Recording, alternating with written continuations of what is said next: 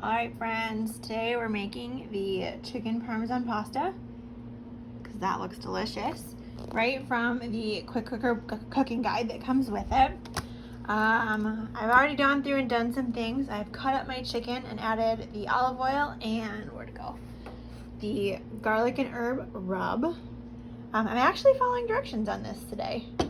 So this is about 1 pound of chicken. This is probably a little more than 1 pound. The chicken breasts at Sam's Club are a little bit large. This is 2 of those.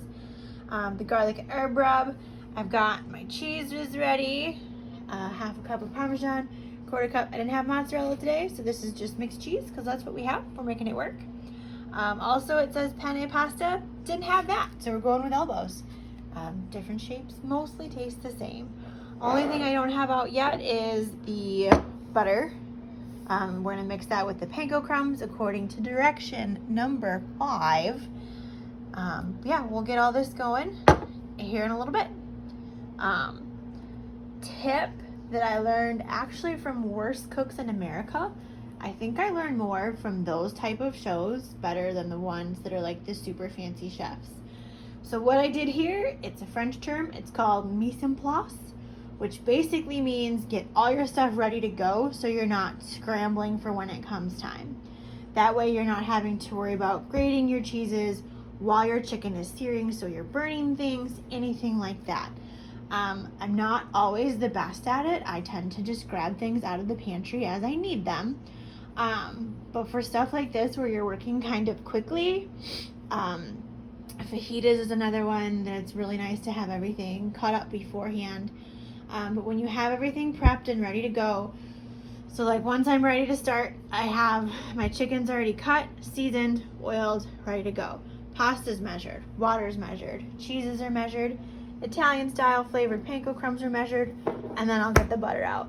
That's literally everything in this recipe other than the pasta sauce, which is fine. But you can see here, it's supposed to make 8 servings, that's funny.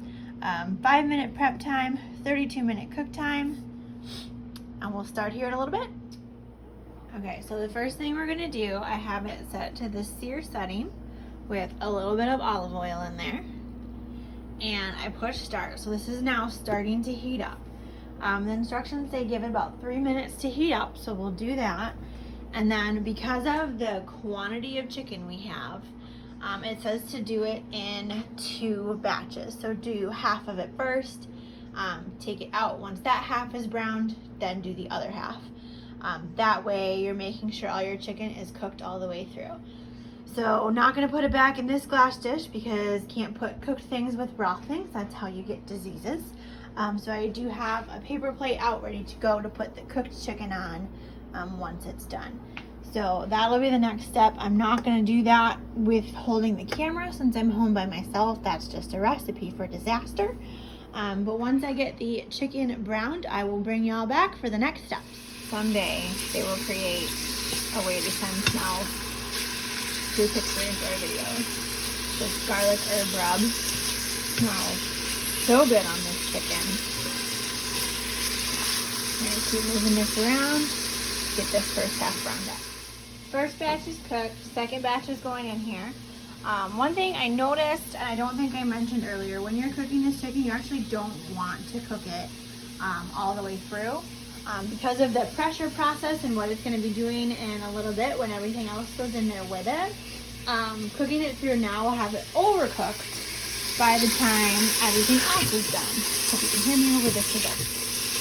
So what we're doing now is we're just getting a brown on it, getting it all the colors, so it's all white basically.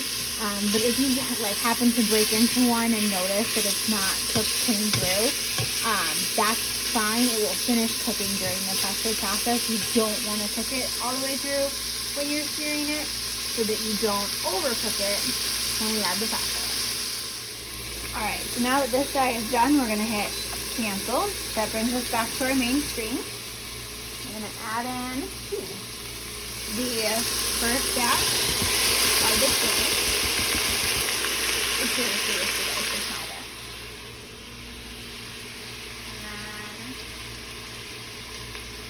We have our 24 ounces of tomato sauce.